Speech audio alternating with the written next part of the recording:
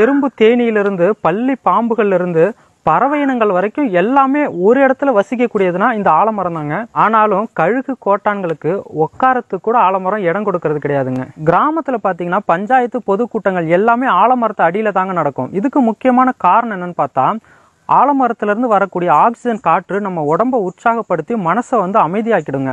அதனால பஞ்சாயத்து முடிகிற வரைக்குமே எந்த பிரச்சனையும் வராதான். இது மட்டும் இல்லைங்க, பிரிட்டிஷ் காலத்துல ஆலமரத்துக்கு அடியில தான் எல்லா வியாபாரமுமே நடந்திருக்கு. வியாபாரிகளுக்கு நிழல் மட்டும் கொடுக்கலங்க ஆலமரம், அவங்களுக்கு தேவையான ஆக்சிஜன் காற்று கொடுக்கறதால அவங்களுடைய மனசு அமைதியாயிருமா. அதனால வியாபாரம் முடிகிற வரைக்கும் எந்த பிரச்சனையுமே வராதான். அந்த காலத்துல பாடசாலையில சரியா படிக்காத குழந்தைங்களை ஆலமரத்துக்கு அடியில உட்கார வச்சுதான் படிக்க வைப்பாங்களாம். அப்படி படிக்க வைக்கும் போது அந்த குழந்தைகளுக்கு எதிர்மறையான எண்ணங்கள் எதுவும் வராதான். அதனால ஞாபக சக்தியோட நல்ல அறிவாளியா வளருவாங்களாம். இது மட்டும் இல்லைங்க, முனிவர்கள் சித்தர்கள் எல்லாம் 500-1000 வருஷம் தவம் பண்ணி வாழ்ந்திருக்காங்க. அப்படி தவம் பண்ணும்போது நல்ல காற்றோட்டமும் மனசு ஒரு நிலையாகவும் இருக்கணுமா.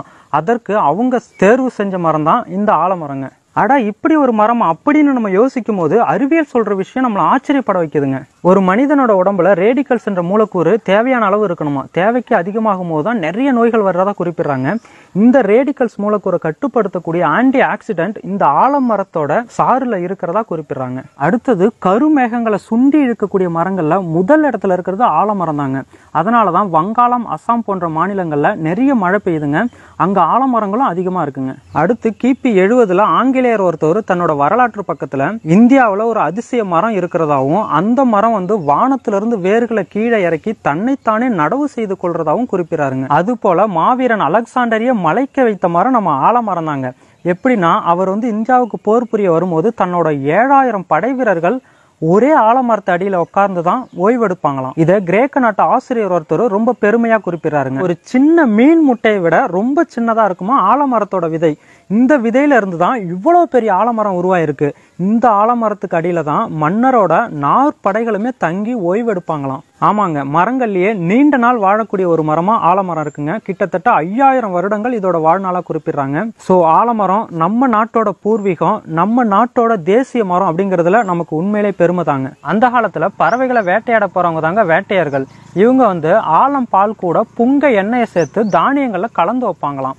அப்படி வைக்கும் போது பறவைகள் அதை சாப்பிடுமா. அப்போ அது மயக்க நிலைக்கு போயிருமா. அந்த நேரத்துல பறவைகளை ரொம்ப சுலபமா வேட்டையாடிடுவாங்களாம். அடுத்து போருக்கு சென்ற வீரர்கள் திரும்பி வந்ததும் அந்த ஆலம் பழத்து கூட இளந்தளிர்களை மென்று திம்பாங்களாம். அப்படி சாப்பிடும்போது ஒரு விதமான போதையை ஏற்படுத்துமா, உடம்போட வலியும் குறைஞ்சிருமா. அதுக்கப்புறம் ரொம்ப சிறப்பா தூங்குவாங்களாம். பொதுவா ஒரு மரக்கட்டைகளை தண்ணியில ஊற போடும் போது அது அழுகி கொஞ்ச நாளுக்கு அப்புறம் இறந்து போயிடுங்க, எடையும் குறைஞ்சு போயிடும். ஆனா ஆலமரம் பாத்தீங்கன்னா அதுக்கு ஆப்போசிட்டா நடக்கும். எப்படின்னு பாத்தீங்கன்னா, இந்த ஆலமரக்கட்டைகளை நம்ம தண்ணியில ஊற போடும் போது நாளுக்கு நாள் அதோட எடை அதிகமாயிட்டே இருக்குங்க. இதுவுமே ஒரு நாள் அழுகி அந்த கட்டைகள் இறந்து போனாலுமே 100-200 வருடங்களுக்கு அப்புறம் மீண்டும் அந்த கட்டைகள் முளைக்குமா. அவ்வளவு பெரிய சக்தி கொண்டதான் ஆலமரம். இதனாலேயே கிணறு போன்ற தண்ணீர் உள்ள இடத்துல இந்த மரக்கட்டைகளை பயன்படுத்தியிருக்காங்க. அது போல கேம்ப் போறவங்களுமே டென்ட் போடுறதுக்காக இந்த ஆலமர விழுது கட்டைகளை தான் பயன்படுத்துறாங்க. அடுத்து ஒரு கிராமத்துல ஆடோ மாடோ குட்டி போட்டுடுச்சுன்னா கடைசியில இளங்குடி அப்படின்னு ஒண்ணு போடுங்க. இதை நஞ்சு கொடின்னு கூட சொல்லுவாங்க. இதை கண்ட இடத்துல கிராமத்துல தூக்கி போடவே மாட்டாங்க. ஏன்னா இதுல அதிகப்படியான விஷ நச்சுக்கள் இருக்குங்க. இது மனிதர்கள் இருந்து விலங்குகள் வரைக்கும் பாதிக்கும். இதை நீங்க மண்ணுல புதைச்சிட்டா கூட மண்ணு கெட்டு போயிருங்க. சோ இந்த நஞ்சு கொடியை தான் ஆலமரத்துல ஒரு வைக்கோல் சுத்தி கட்டி விட்டுருவாங்க. இப்படி ஆலமரத்துல கட்டும் போது குறைந்த நேரத்திலேயே அந்த விஷ நச்சுக்கள் எல்லாம் அழிஞ்சிருங்க. துர்நாற்றமும் சுத்தமா வீசாதுங்க. இது தமிழனோட எவ்வளவு பெரிய கண்டுபிடிப்பு பாருங்க. இதுல இன்னொரு விஷயமும் இருக்குங்க. ஒரு கிராமத்துக்கு வியாபாரிகள் ஆடு மாடுகள் வாங்க வரும்போது முதல்ல ஆலமரத்தை தான் பார்ப்பாங்களாம். ஆலமரத்துல எத்தனை நஞ்சு கொடிகள் கட்டியிருக்காங்க அப்படிங்கறத பார்த்துட்டு அங்க எத்தனை ஆடுகள் இருக்கும் அப்படிங்கறத கூட அவங்க கணக்கிட்டு இருக்காங்க பாருங்க. அடுத்து நம் முன்னோர்கள் நிறைய இடங்கள்ல சுமை தாங்கி கல்லுன்னு ஒண்ணு வச்சிருப்பாங்க.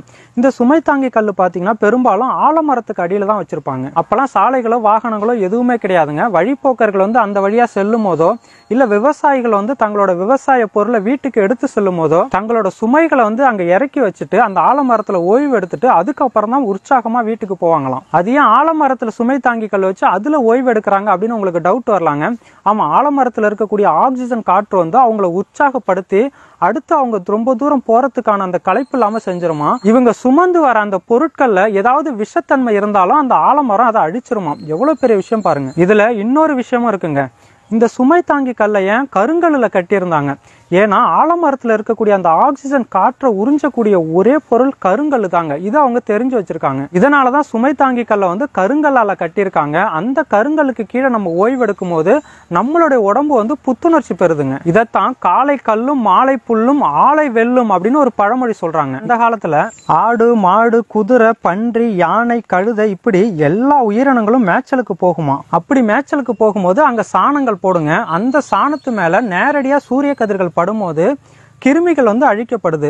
அந்த கிருமிகள் அழிக்கப்படும் போது அங்க அதிகப்படியான நச்சுக்கள் வெளியாகுமா. அந்த நச்சுக்களை சுத்தப்படுத்தக்கூடிய ஒரு திறமை ஆலமரத்துக்கு தான் இருக்கிறதா குறிப்பிடுறாங்க. இவ்வளவு சிறப்புகள் இருக்கிறதால தான் என்னவோ இந்தியாவிலிருந்து ஆலமரத்தை எடுத்துட்டு போயிட்டு அமெரிக்கா ஸ்பெயின் போன்ற பெரிய நாடுகள்ல இதை அதிக அளவுல வளர்த்துட்டு வராங்க. மரத்துக்கெல்லாம் தலைவனா இருக்கிற இந்த ஆலமரம் மருத்துவத்திலையும் எந்த குறையும் வைக்கலங்க. அதாவது லாக்டோபேசிலஸ் ஸ்ட்ரெப்டோகாக்கஸ் போன்ற பாக்டீரியாக்கள் தாங்க பற்சிதவை ஏற்படுத்துது. இதனாலதான் ஆலமரத்து விழுதுல பல்லு விளக்கும் போது அந்த விழுதுல இருக்கக்கூடிய துவர்ப்பு தன்மை வந்து பற்களில் உள்ள அந்த பாக்டீரியாக்களை அழிச்சிருமா, பற்களில் உள்ள ஈறுகளையும் வலிமைப்படுத்துமா. இதனாலதான் ஆளும் வேலும் பல்லு குருதி அப்படின்னு ஒரு பழமொழி கூட சொல்லியிருக்காங்க. அடுத்து வயாகரா மாத்திரையில் உள்ள மூலக்கூறுகள் ஆலம் பாலுல இருக்குன்னு இன்னைக்கு விஞ்ஞானம் சொன்னாலும் 1000 வருஷத்துக்கு முன்னாடி அகத்தியர் சொல்லியிருக்கிறது குறிப்பிடத்தக்கதுங்க. இன்னைக்கும் நிறைய காரியங்கள்ல தீயாகம் வளர்ப்பாங்க. அந்த தீயாகத்துல ஆலங்குச்சி அரசங்குச்சை தான் பயன்படுத்துவாங்க. இதுக்கு முக்கியமான காரணம் அங்க இருக்கக்கூடிய நச்சுக்களை இதெல்லாம் ரொம்ப சுலபமா அழிச்சிருங்க. அடுத்து இயற்கை விவசாயத்துல பஞ்சகாவியா கூட இந்த விழுதுகளோட நுனியை வந்து சேர்க்கிறாங்க. இந்த நுனிகளை சேர்க்கும் போது மகசூல் வந்து ரொம்ப அதிகமாகுமா. ஏன்னா இந்த விழுதுகளோட நுனியில அசோடோபாக்டர் அப்படின்னு சொல்லக்கூடிய ஒரு நுண்ணுயிர் இருக்குங்க. ஆனாலும் இந்த ஆலமரத்துக்கு கீழே எந்த ஒரு செடியும் முளைக்காது. அப்படியே முளைச்சாலும் அது பூக்காது காய்க்காதுங்கிறது குறிப்பிடத்தக்கதுங்க. இப்பதாங்க தெரியுது என் கல்யாணத்தன்னைக்கு ஆள் போல் தழைத்து அருகு போல் வேரோடி மூங்கில் போல் சுற்ற முறியாமல் வாழ்வீர்னு ஏன் வாழ்த்துனாங்கன்னு. அட வாழ்த்துறது ஒரு பக்கம் இருக்கட்டுங்க, நீங்க வாயை பழக்கிற மாதிரி இன்னொரு விஷயம் சொல்றேன் கேளுங்க. உலகத்திலேயே ரொம்ப பெரிய ஆலமரமா, அதாவது பழமையான ஆலமரமா நம்ம சென்னை அடையாறுல இருக்கக்கூடிய ஆலமரத்தை தாங்க சொல்றாங்க. இதோட வயது பாத்தீங்கன்னா கிட்டத்தட்ட 450 வருடங்களுக்கு மேல இருக்குமா. ஆனாலும் கின்னஸ் ரெக்கார்டுல இடம் பிடிச்சிருக்கக்கூடிய ஆலமரம் எதுன்னு பாத்தீங்கன்னா கல்கத்தால இருக்கக்கூடிய ஆலமரம் தாங்க. இது பாத்தீங்கன்னா கிட்டத்தட்ட 250 வருடங்களுக்கு மேல வாழுதான். 4 ஏக்கர் பரப்பளவுல இந்த ஒரு மரம் அமைஞ்சிருக்குங்க. தனி மரம் தோப்பாகாதுன்னு பழமொழி சொல்லுவாங்க. இந்த ஒரு ஆலமரம் ஒரு காட்டையே உருவாக்கி வச்சிருக்கிறதாங்க பெரிய சாதனை. ஒரு விஷயம் வேண்டி கேட்டுக்கிறேங்க, ரோட டெவலப் பண்றனும் இந்த சாமிகளை அழிச்சிடாதீங்க.